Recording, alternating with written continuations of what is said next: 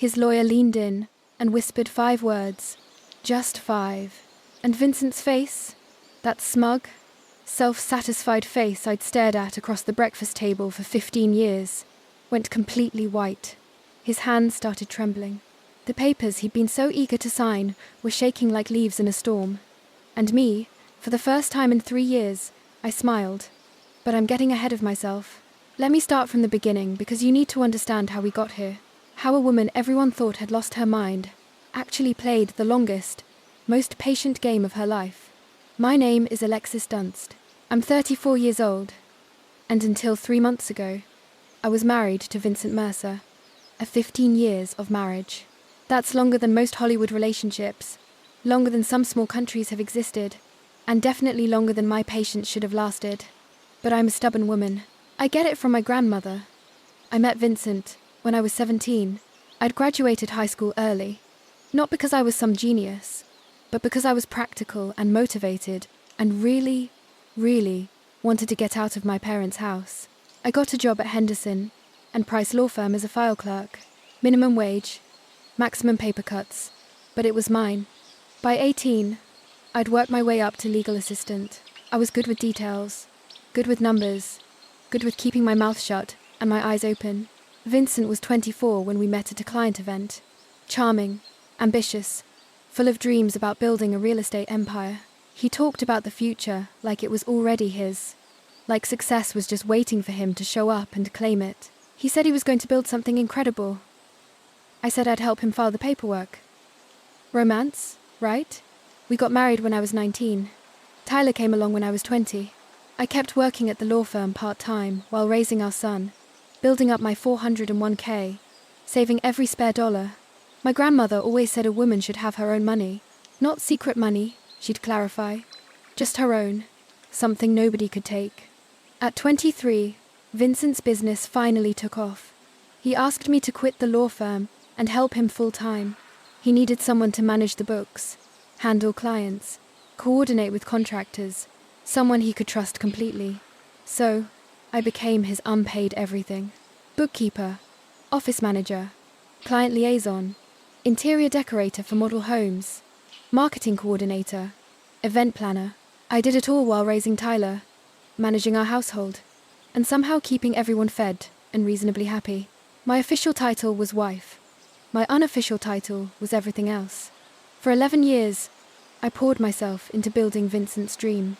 And for 11 years, he got the credit, the awards, the recognition. At every industry event, I was Vincent's wife.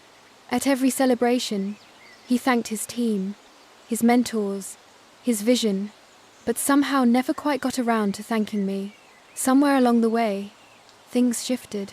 He started making decisions without consulting me, started staying late for work more and more often, started criticizing little things, the way I dressed, the meals I cooked, my lack of ambition. I was running his entire back office for free, while raising his son and keeping his life organized. But sure, not ambitious enough. Then 3 months ago, he dropped the bomb. He came home on a Tuesday evening. I was making dinner, his favorite actually, because I'm apparently a glutton for unappreciated effort. He sat me down at the kitchen table with this look on his face. Not sad, not apologetic, just businesslike. I want a divorce, he said. And then, I want the house, the cars, the business, everything. You can keep Tyler. He said it like he was ordering from a menu. I'll have the assets. Hold the child. Thanks. Keep Tyler, like our 5-year-old son, was a leftover pizza, like he was an inconvenience being graciously allowed to stay with me. I just stared at him. 15 years of marriage, and this was how it ended at our kitchen table, between the salt shaker and the butter dish, like I was just another item he was discarding.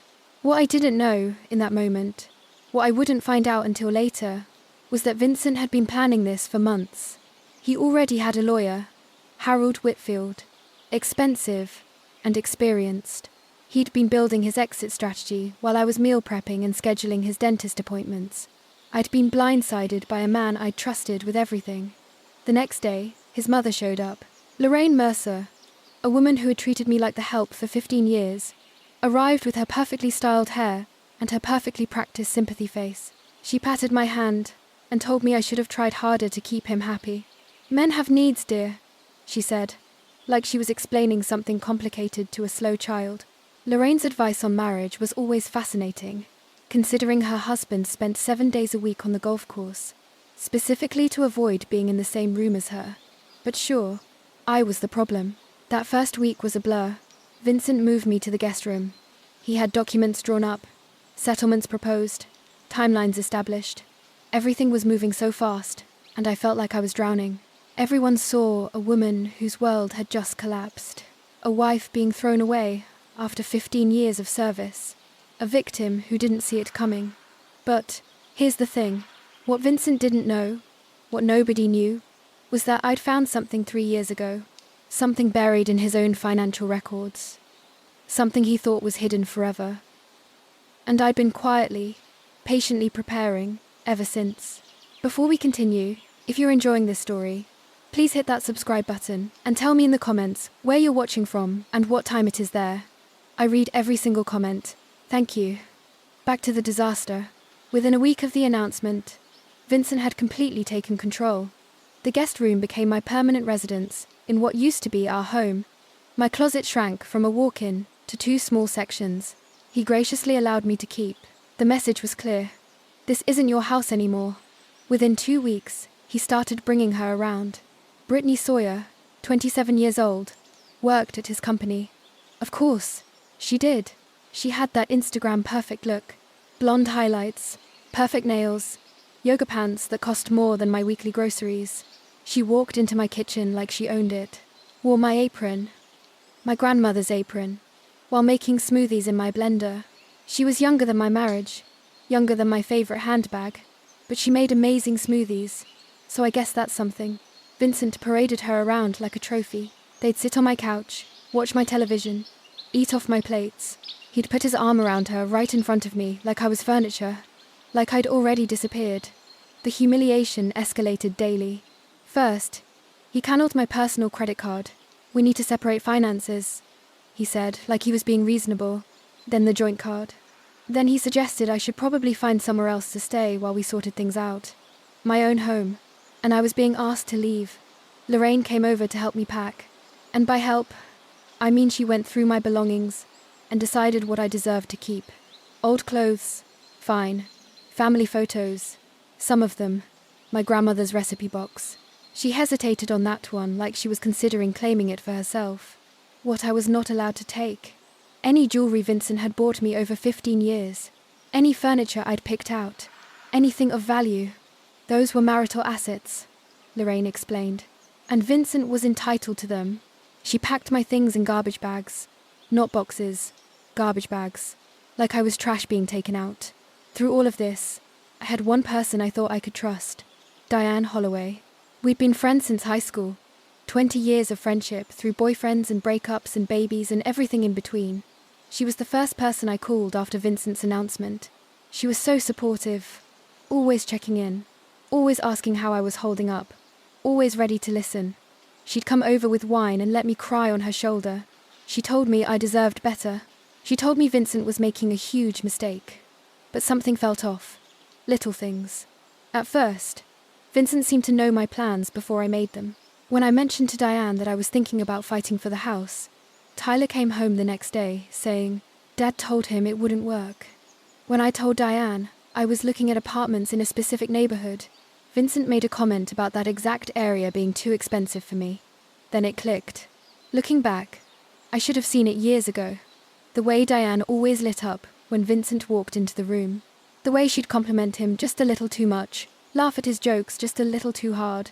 She always asked about him first whenever we talked. How's Vincent? How's the business? Is Vincent happy? She'd been carrying a torch for my husband for 15 years. And Vincent, because he collected admirers, like some people collect stamps, knew exactly how to use it. He made her feel special, important, not like other women. He probably implied they'd get together after the divorce. Gave her just enough hope to keep her loyal. My best friend was his spy. 20 years of friendship sold out for some flirting and empty promises. At least charge more. Diane. But the worst part wasn't Vincent. Wasn't Lorraine. Wasn't even Diane. The worst part was Tyler. My son saw everything. The girlfriend, the grandmother packing my bags, the way his father looked at me like I was nothing, and Vincent was working on him, dripping poison in his ear day after day. Your mum is making this difficult. I just want everyone to be happy. She's the one dragging this out. I'm trying to be fair, but she won't cooperate. Tyler started pulling away from me. Not angry exactly, just distant, confused. He didn't know who to believe, and his father was very, very convincing. I could lose the house. I could lose the money. I could lose everything. I'd spent 15 years building, but watching my son look at me like I was the problem. That was the knife. That was the wound that actually bled. I hired a lawyer, Nina Castellano, recommended by my old firm. 52 years old, sharp as a razor, absolutely no tolerance for nonsense. She reviewed my situation and laid out the battle plan. You helped build this business, she said. You're entitled to half of everything. The house, the company, the accounts. We fight. I looked at her for a long moment. What if I don't want to fight? Na stared at me like I'd started speaking another language. Like I'd suggested we send Vincent a thank you card and a fruit basket. She thought I was broken, depressed, too beaten down to stand up for myself. She had no idea.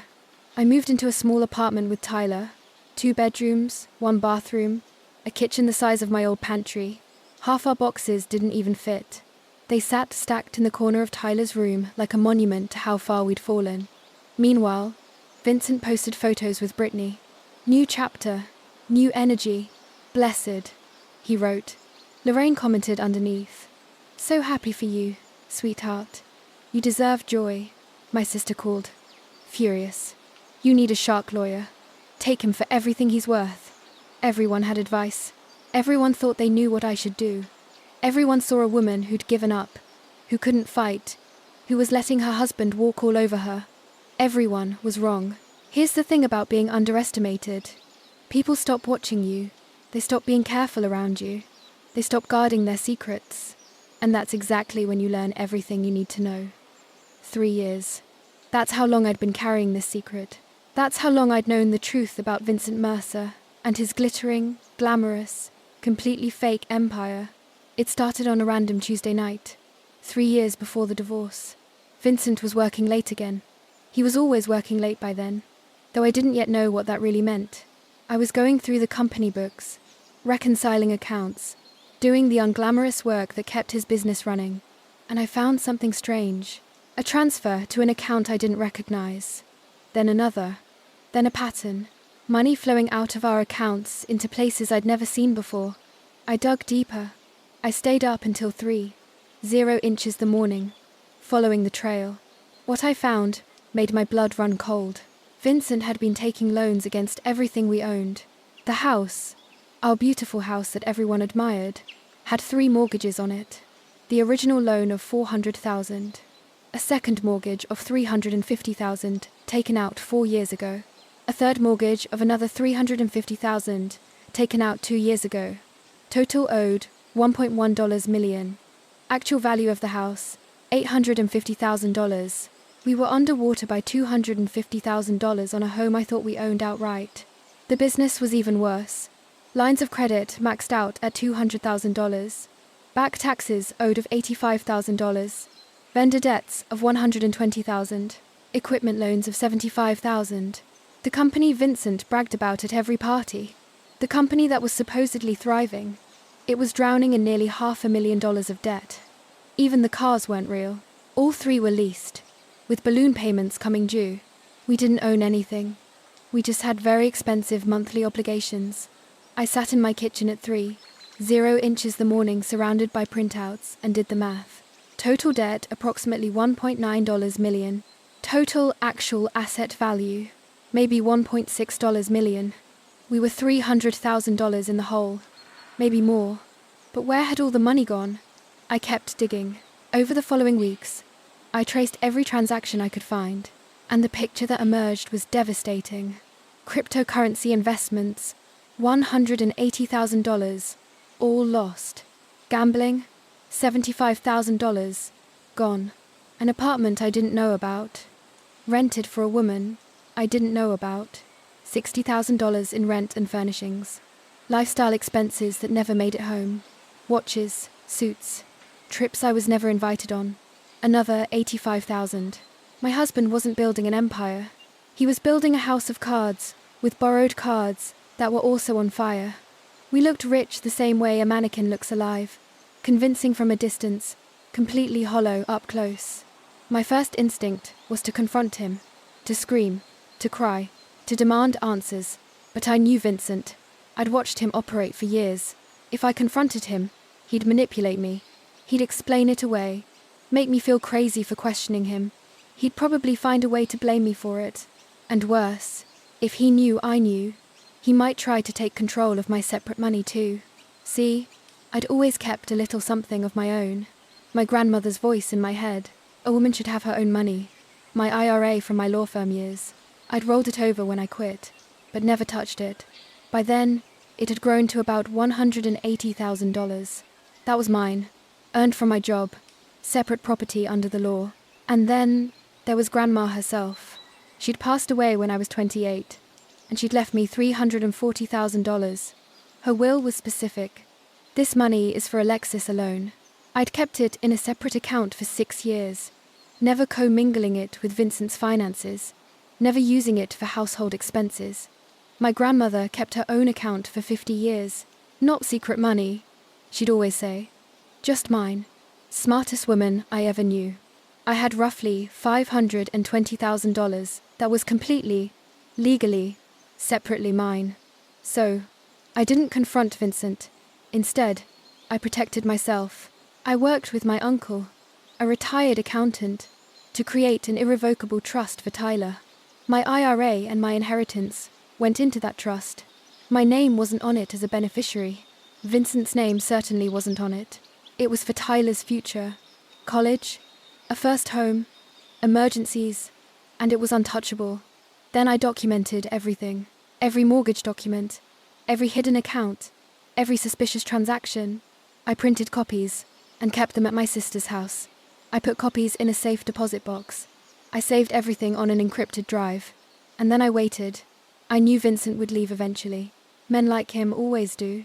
They get bored, or they find someone younger, or they decide they deserve more. I just had to be ready when it happened. 3 years of waiting. 3 years of watching him dig the hole deeper. 3 years of smiling at dinner parties, while knowing our entire life was built on quicksand. I got very good at patience, and very good at pretending I didn't know my husband was financially drowning us both. When Vincent finally asked for the divorce, when he demanded the house, the cars, the business, everything, I almost laughed out loud. He wasn't asking for assets. He was demanding debt. He just didn't know it yet. Back in the present, I sat across from Nina Castellano and placed 3 binders on her desk. 3 years of evidence, every mortgage document, every loan statement, every hidden account. She read in silence for almost an hour. When she finally looked up, her expression had completely transformed. You've known about this for 3 years. I was waiting for him to leave. I knew he would eventually, and when he demanded everything, he demanded all the debt. He just doesn't understand that yet. Na leaned back in her chair. The pity was gone from her eyes. The concern was gone. What replaced it was something like awe. So when you sign over the assets, I walk away clean. He gets the mortgages, the business debts, the lease obligations. All of it becomes his sole responsibility. And your inheritance, your retirement account, separate property, never commingled, legally protected, sitting safely in a trust for my son. Nina was quiet for a long moment. Then she smiled, a slow, dangerous smile. Mrs. Dunst, she said, I believe I owe you an apology. I thought you'd given up. I smiled back. Everyone thinks that. That's kind of the point. Now went from looking at me like a lost kitten to looking at me like a chess grandmaster. I prefer grandmaster. Better outfit. The trap was already built. The numbers were verified. The documentation was airtight. All I had to do now was let Vincent think he was winning. And nobody does gracious loser better than a woman who's been practicing for 15 years. The next 3 months were a masterclass in acting. I became exactly what everyone expected me to be. Broken. Defeated. Barely holding on. I showed up to mediation sessions with red eyes and trembling hands. I spoke softly, hesitantly, like a woman who'd lost all her confidence. I asked for so little that even the mediator seemed uncomfortable. "I just want enough to start over," I said during our second mediation. "I'm not trying to be difficult. I know the business is his life's work. I know the house means everything to him. I don't want to tear our family apart more than it already is." I requested a settlement of $50,000 cash, my personal belongings, shared custody of Tyler. That was it. Vincent agreed immediately. He was probably expecting me to fight for half of everything. That's what any reasonable lawyer would demand. Instead, I was asking for crumbs. He looked at me across that mediation table with something almost like pity, like I was a wounded animal he was graciously putting out of its misery. I deserved an Oscar for that performance, or at least a Golden Globe. I was given the role of a lifetime, and my only audience was my lying, cheating, soon-to-be bankrupt ex-husband. With each passing week, Vincent's arrogance grew.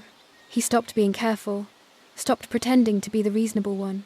He started telling everyone who would listen that I hadn't even fought. "She just gave up," he told his golf buddies. I offered her a fair settlement, and she took it without a word. Lorraine was even worse. She bragged at her book club, at her church group, at every social gathering she attended. "Vincent is keeping everything. That woman didn't get a dime." I always knew she wasn't strong enough for my son. To celebrate his upcoming victory, Vincent bought himself a new watch. $15,000. I know because I saw the charge on the business account. He was still using company money for personal expenses, still digging that hole deeper. He wore it to our next mediation session, making sure I noticed. He also took Brittany to dinner at La Maison, the French restaurant where we'd celebrated our 10th anniversary. He posted photos on social media. "Life is good when you're with the right person," he wrote. The right person. He meant the person who didn't know about his debt yet. Meanwhile, Brittany had started redecorating my house. New furniture in the living room, new art on the walls. She even painted my kitchen grey. She painted it grey. I spent 3 weeks choosing that sage green. 3 weeks of paint samples and lighting tests and driving myself crazy trying to get the perfect shade. And she painted over it with builder-grade grey, like it was nothing. Grey, like her personality, like her future with Vincent once she found out he was broke. Very fitting, actually. Diane kept calling, fishing for information, under the guise of friendship. I played along perfectly. "How are you holding up?"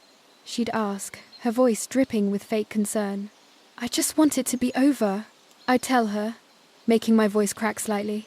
"I can't fight anymore. I don't have the energy." Within hours, Vincent would know. I could practically see him relaxing, letting his guard down even further. Diane thought she was playing me. She was actually just being a messenger service. Not a very expensive one either. But while the adults were playing their games, Tyler was watching. And my son, my smart, observant, wonderful son, was starting to notice things that didn't add up. He noticed his dad's new $15,000 watch, but heard Vincent tell him they couldn't afford the school trip to Washington, D.C. He noticed Brittany's shopping bags piling up in the foyer, but heard Vincent complain about money being tight. He noticed the disconnect between the lifestyle his father was projecting and the excuses he kept making. One evening, Tyler came to my tiny apartment and sat down at my second-hand kitchen table. He looked at me with those serious eyes, so much like his father's, but with something Vincent had lost long ago. "Honesty, Mum," he said quietly. "Is Dad actually rich?" I looked at my son for a long moment. "What do you think?" He was quiet, processing. "I think something's not right. I think he's pretending." I reached across the table and squeezed his hand. "Trust me. Just wait a little longer." My 5-year-old figured out something was wrong before 2 lawyers and a certified accountant did. I should bill his college fund for consulting fees. Behind the scenes, Nina was preparing our legal strategy with surgical precision. The main divorce agreement stated clearly that I was relinquishing all claims to marital property. The house, the business, the vehicles, everything would go to Vincent. In exchange, I would receive my modest cash settlement and walk away. But attached to that agreement was an addendum, a detailed liability disclosure statement. Every debt, every mortgage, every loan, every obligation tied to those assets. When Vincent signed for all assets, he would be legally assuming all liabilities. The mortgages would become his sole responsibility. The business debts would transfer entirely to him. The lease obligations on the cars would be his problem alone. It was all there, in black and white. Legal, proper, devastating. Legal documents are like poetry. Nah, told me.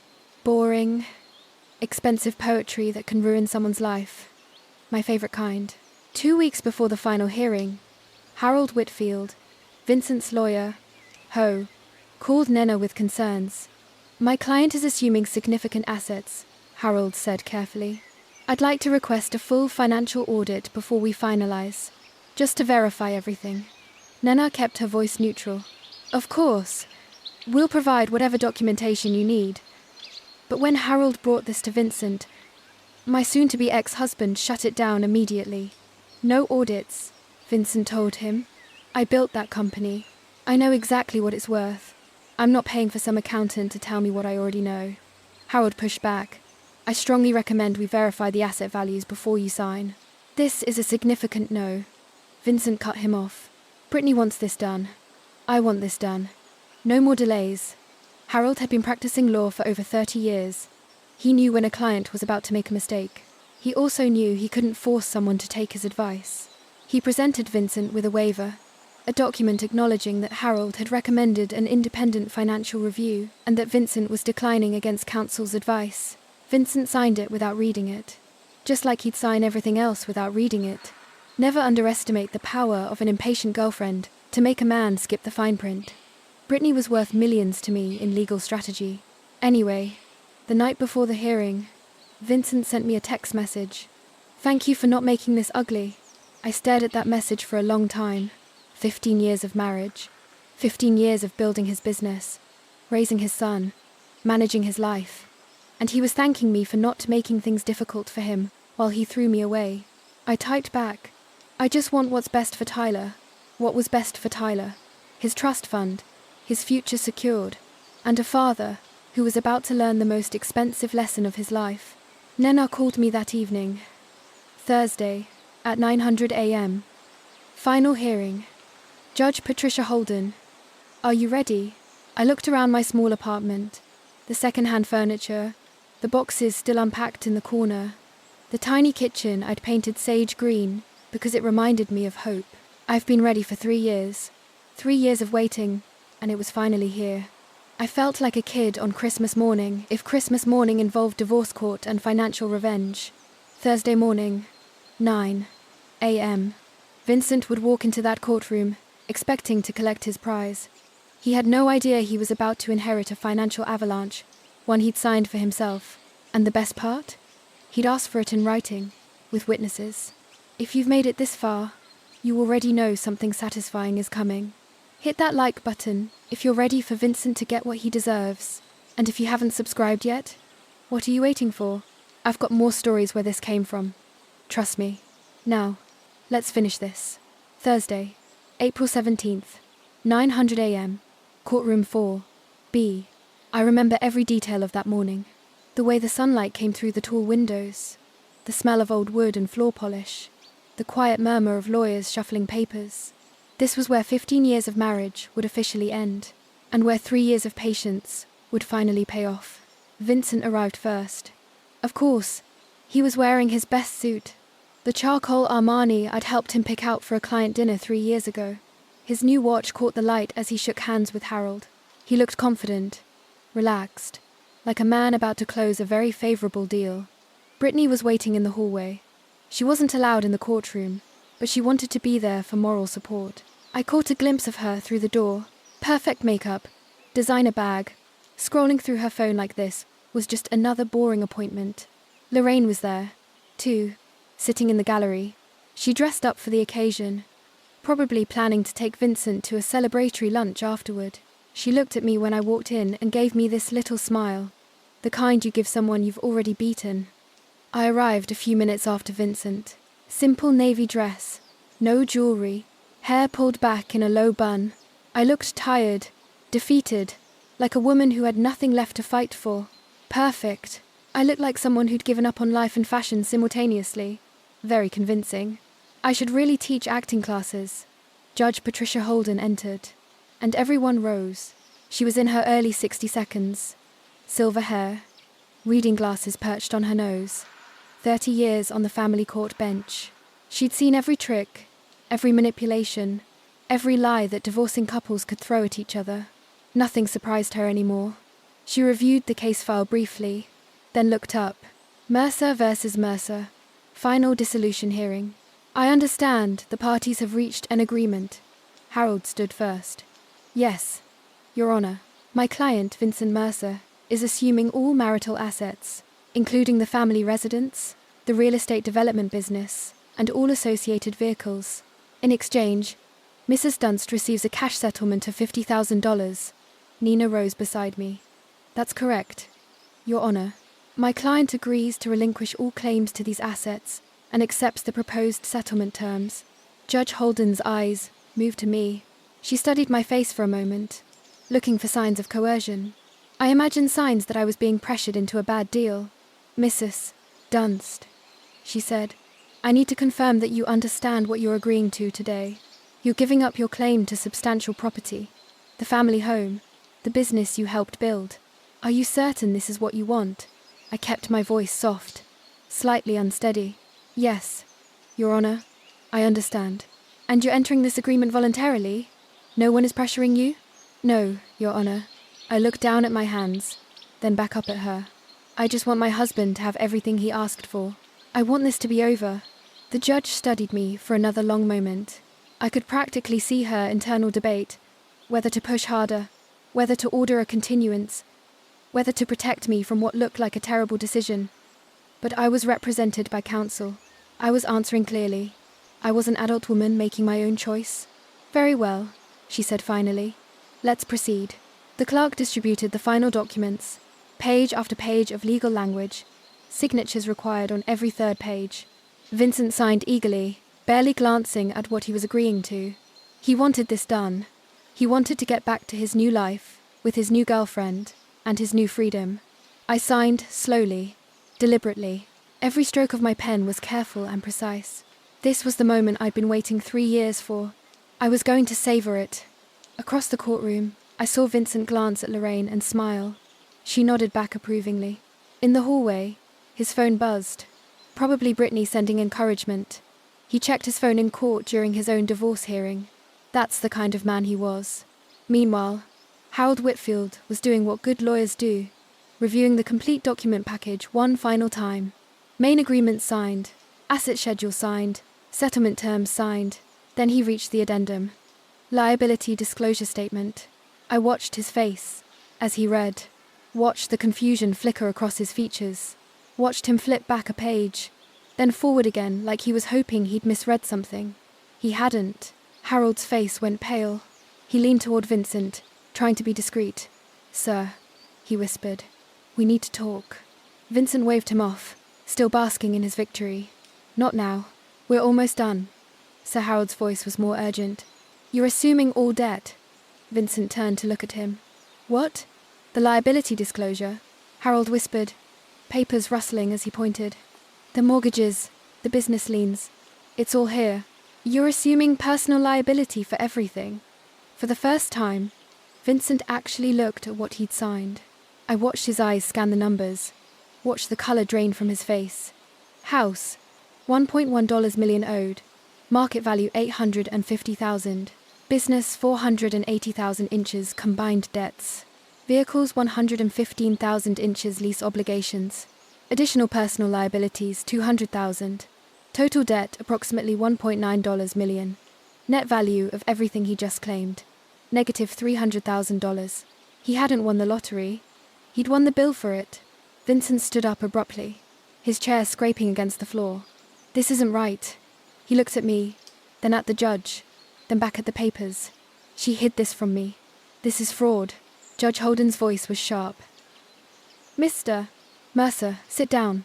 These numbers are fake, Vincent insisted, his voice rising. She manipulated the documents. This is Mr. Mercer. The judge's tone left no room for argument. Sit down. He sat, but his hands were shaking. His confident smile was gone, replaced by something that looked a lot like panic. Judge Holden looked at the documents in front of her, then at Vincent. Mr. Mercer, I'm looking at the liability disclosure statement attached to this agreement. These are debts associated with assets you are claiming. Assets in your name, your business, your property. She fixed him with a hard stare.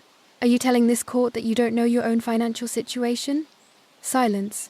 Watching Vincent try to explain why he didn't know about his own debts was like watching a cat explain why there's a broken vase on the floor. Fascinating and completely unconvincing. Harold cleared his throat. Your Honor, I should note that I advised my client to conduct an independent financial review prior to this hearing. He declined. I have documentation. He produced the waiver, the one Vincent had signed without reading, the one that said in clear legal language that Harold had recommended a full audit, and Vincent had refused. Judge Holden reviewed it briefly. So, Mr. Mercer was advised to verify these figures. He chose not to. He signed a waiver acknowledging that choice. She looked at Vincent. Is that correct? Vincent was staring at the waiver like it was a snake that had just bitten him. I didn't, I thought. Is that your signature, Mr. Mercer? A long pause. Yes. Then you assumed this risk voluntarily. Judge Holden's voice was matter-of-fact. You had the opportunity to investigate. You chose not to. The agreement stands. Vincent turned to me, desperation breaking through his composure. You knew. His voice cracked. You knew about all of this. I met his eyes calmly. I was your bookkeeper for 11 years, Vincent. I knew about everything. His face cycled through emotions faster than I could count. Confusion, rage, betrayal, fear, and finally the one I'd been waiting for. Realization. The understanding that he'd done this to himself. I want to withdraw the agreement, Vincent said, turning back to the judge. I didn't understand what I was signing. This isn't fair. Judge Holden shook her head. Mr. Mercer, you signed documents before this court, stating you understood and agreed to all terms. You were represented by competent counsel. You declined additional review. Your wife did not hide anything. These are your debts, your mortgages, your obligations. She paused. The agreement is final. The gavel came down. Mrs. Dunst, you have your settlement. Mr. Mercer, you have the assets as agreed, along with all associated liabilities. This marriage is dissolved.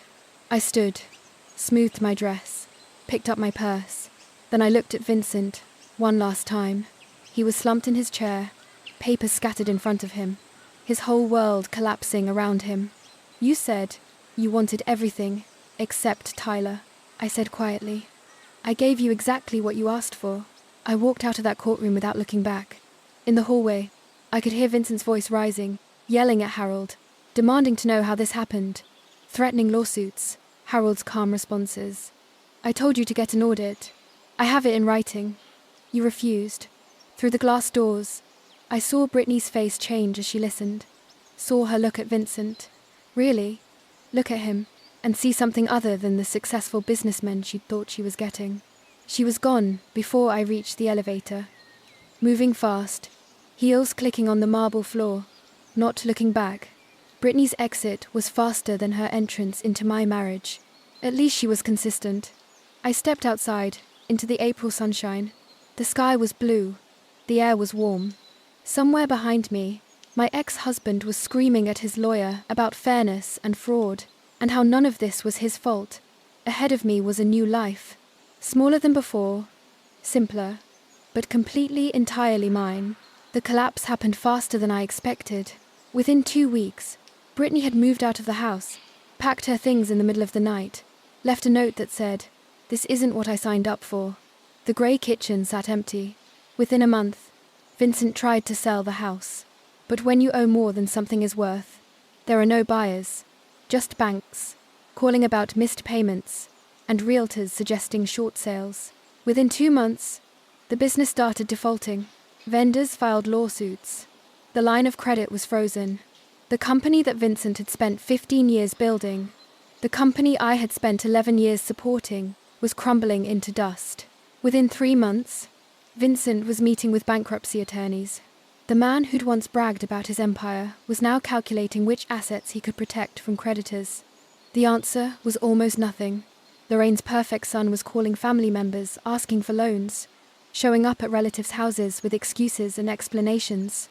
Nobody knew about the debt. Alexis must have hidden it somehow. I was tricked. But the documents told a different story. The mortgages were in his name. The loans were in his name. The gambling debts. The crypto losses. The secret apartment. All his choices. All his signatures. I heard that Lorraine's Christmas newsletter that year was very short. Vincent is exploring new opportunities. Yes, opportunities in debt restructuring. The parallel conflicts resolve themselves with a kind of poetic symmetry. Diane called me about a week after the hearing. Her voice was shaking. I had no idea things were this bad. I'm so sorry, Alexis. I never meant for I thought. Vincent and I didn't answer, didn't respond, didn't give her the closure she was looking for. Some bridges aren't meant to be repaired. Some friendships don't deserve a second chance. 20 years of history, betrayed for a wink and empty promises, from a man who used everyone around him. She tried calling 3 more times. Then she stopped. I imagine she's still waiting for Vincent to notice her. She'll be waiting a long time. Lorraine tried a different approach, going through Tyler. Tell your mother I didn't know about the money problems. Tell her I'm sorry for how I treated her. Tell her I want to talk. Tyler looked at his grandmother, the woman who'd packed his mother's belongings in garbage bags, who'd called his mother worthless, who'd sided with his father without a single question, and said, Mom's busy building her life. She doesn't have time for excuses. Lorraine wanted forgiveness. I wanted peace. Guess which one of us got what we wanted? Tyler, my wonderful, smart, observant son. He finally understood everything. Not because I explained it, but because he figured it out himself. He saw the court documents. He heard his father's excuses. He watched Brittany leave, watched Lorraine scramble, watched the whole facade collapse. One evening, about a month after the divorce, he sat with me in my small apartment, the one with the sage green kitchen, the one with the second-hand furniture, and the boxes finally unpacked. You waited 3 years, he said quietly. You knew this whole time and you just waited. I wanted to make sure you were protected. I told him whatever happened between your father and me, I needed to know you'd be okay. The trust fund, $520,000 safe and untouchable. He was quiet for a moment. Then he hugged me, really hugged me. The kind of hug I hadn't gotten from my 5-year-old son in months. The kind that said, I understand. The kind that said, I'm proud of you. 5-year-old boys don't usually hug their mothers voluntarily. I knew I'd done something right. My $50,000 settlement went toward getting established. First month's rent, security deposit, basic furniture that wasn't falling apart. It wasn't luxury, but it was stability. The trust fund stayed exactly where it was. Tyler's future, college, maybe a first home someday, a safety net that nobody could take from him. And me, I enrolled in interior design courses at the community college. The dream I'd put on hold when I was 23, to help Vincent build his empire. I was finally building my own. I started small. My first real client was a woman named Sandra, 52 years old, just ending a 28-year marriage. She was standing in her empty new apartment, looking lost when she asked me, How do you start over? I thought about it for a moment. 1 room at a time, 1 color at a time, 1 day at a time. We painted her kitchen sage green. She cried when she saw it. Happy tears, she said. The color of new beginnings.